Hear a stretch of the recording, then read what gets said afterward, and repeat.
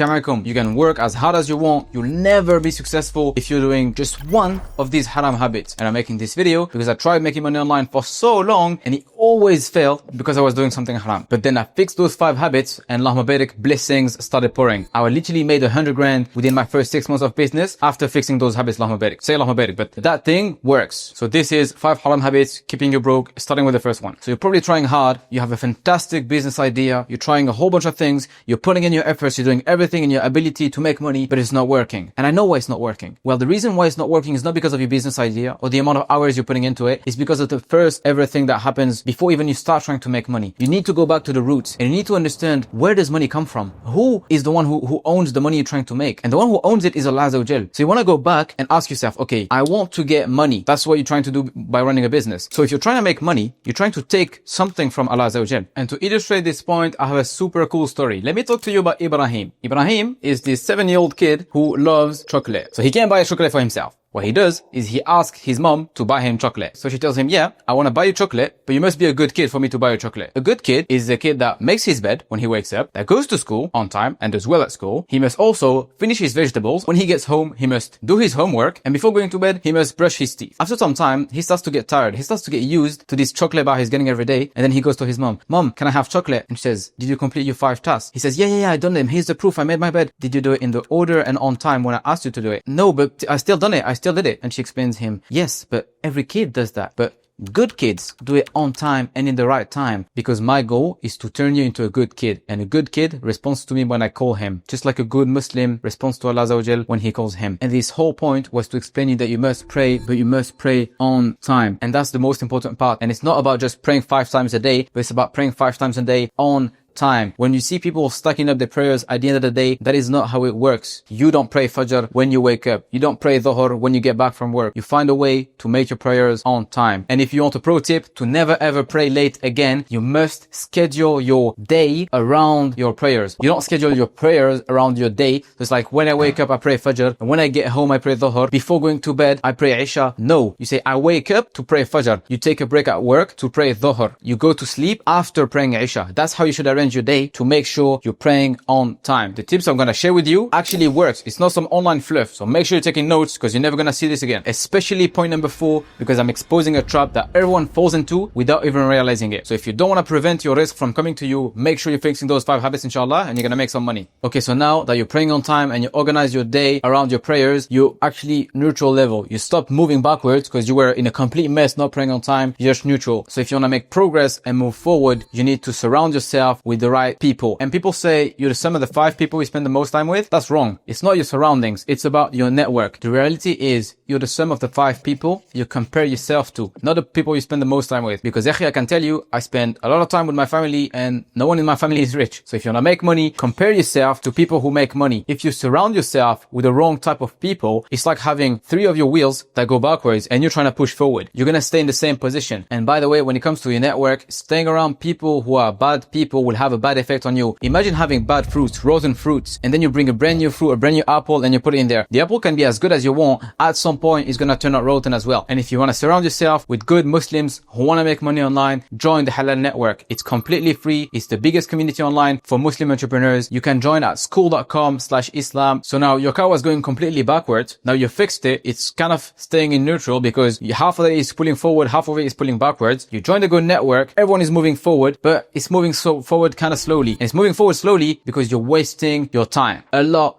of time. Not a little bit of time. You're wasting a lot of time. Actually, I could even go and say you're wasting most of your time. So most of the time that your life goes wasted, goes on TikTok, then it goes on YouTube, then goes on Twitter, then goes on another social media. And then you get up and you're like, wait, I don't have anything to do with my time. I didn't pray. I didn't do anything. Of course, because you're wasting your time. And before you start attacking me in the comments, I'm not saying every single minute of your day should be productive. What I'm saying is you should not commit excesses. You don't even do what's on you because you're so distracted. You fall into sins. Something as simple as just using your phone, which is halal in the first place, becomes something haram because it's preventing you from fulfilling your duty beauty. And one of the tips I'm going to give you is to put your phone in grayscale. You can do this by going to the settings, changing the color to gray. Is going to reduce your screen time by more than 30%. It's going to be weird in the beginning, but after a week, everything is fine and you'll actually start hating your phone and start enjoying life. Now, just to pause the video for a bit, I talked about 3 points already, and those points are self-destructing points. If you're trying to run a business, trying to make money, and you're doing these bad habits, they are hurting you. So you need to quit them. What is a habit? A habit is a repeated action that has a bad outcome, because a good habit is a repeated action that has a good outcome. There are 3 steps that build a habit. There's a trigger. So something happens, then you have a behavior, you do something, and then you get a reward. You feel good about what you did, or you feel bad, depending on if it's a good habit or a bad habit. Look at the bad stuff you do. You're gonna be watching some haram stuff online. You could be smoking. You could be listening to music. And this is the behavior. You're having sins, and the reward or the outcome in that case is that music makes you feel good. Then, watching stuff online, you get the point. There's outcomes that are bad. Your behavior is what you want to change. But to change your behavior, you need to change the trigger. You need to go back to the roots and ask yourself,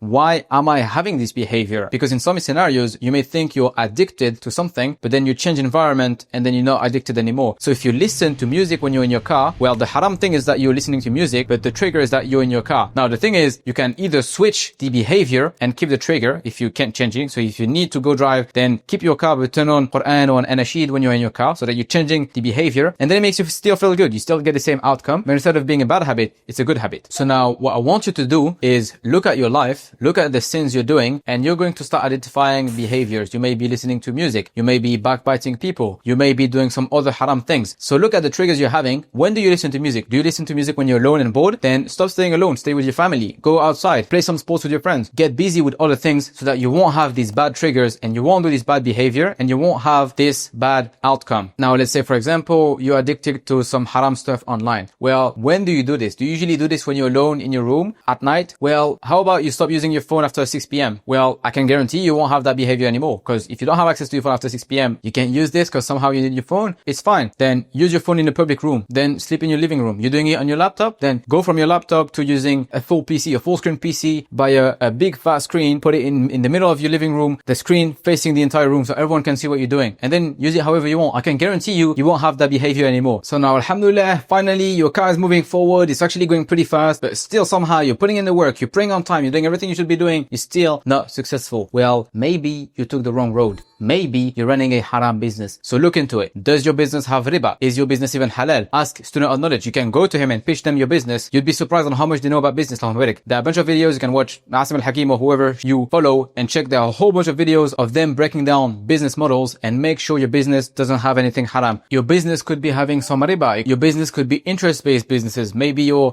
selling stuff with interest, and then you remove your barakah. So maybe making money, but you don't feel like your money, is bringing you any benefits. You may also be using some music. Maybe you're posting social media content and you're using music inside. You may be advertising stuff where they see women publicly without, being covered. Those are all haram business practices that you're doing that lead to you not having barakah in the thing you're doing. And you want to make sure whatever you're doing is halal before even thinking about, scaling your business or doing anything. Make sure it's halal, because the bigger your business, the harder it is to quit. And the more you're digging yourself into it, the harder it'll be to pull yourself out of it. But you need to understand Allah Azza wa Jal is doing this to test you. He's the one who owns everything. He's the one who owns all the businesses in the world. And he's just testing you to see if you would give up this haram business that's finally making you money, but it's haram. If you would give it up for him to give you even more. Because Allah Azza wa Jal said that you would never ever give up something for his sake and he wouldn't replace it for something better. And I can tell to you about a personal story. I run an influencer marketing agency. We basically help influencers connect with brands and we take commissions in between. Now, a brand approached me and wanted to work with some of my influencers. They were like, yeah, we have this amazing AI tool. You can generate images and you can do X, Y, and Z with it. They had a whole lot of money. They raised money. They had so many investors. They would be a dream client. Now, this company happens to generate images of women, images of haram things. Don't want to go in details. Basically, what this tool does is haram. So I would be advertising something haram. I would be involved in something haram, even though I would make insane amounts of money. And at the time, I was not really successful in my marketing agency. So what I did is I declined the offer. I just stopped responding to the messages. I was like, I appreciate it. I just cannot continue forward. I appreciate your time. Goodbye. Just cut it there. And I was like, Allah Azza wa Jalla would give me better later. I can guarantee you 2 weeks, not even 2 years, 2 months, 2 weeks after that, I even forgot about the story. I got back and I got a deal 5 times more than what the other guys offered me. And this one was halal. And I just waited 2 weeks. So quit your haram stuff for Allah Azza wa Jal. He'd give you much better. So now finally, Allahumma barak, your stuff is working. Alhamdulillah, you're doing everything perfectly.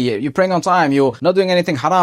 Everything is good. Now you want to scale your company. And now shaitan comes and tries to whisper some bad stuff to you and tells you, we're going to do something. It's not haram. We're just going to start doing some shady stuff. We're going to start cheating a little bit. We're going to start deceiving our clients sometimes. We're going to start, we don't care that much. We have enough clients. We're going to find other people. And this is where you reach your highest point. And then from there, you start going down. So the minute you have those thoughts, just understand, if you follow them, you'll never ever go higher than what you were. You may make more, you may have bigger numbers, but you're wiping out all the barakah from your business and you will never ever taste real success. So make sure, even when you're making money, even when everything is working well, go back to your first principles. As a Muslim, you want to care for other people. You want to have a great behavior in everything you do, even in your business. So now, alhamdulillah, you're a good Muslim, you're following Islamic principles, you're not doing haram stuff in your business. You also want to surround yourself with people who do the same thing, who are Muslims and run their businesses. So you want to join the Halal Network. It's completely free. School.com/Islam. Join us and enjoy the journey. The link is in the description. And now you know which haram business practices to avoid. But if you don't know which business to start, then watch this video. I'll break down the best halal business to start in 2025. You can check it here.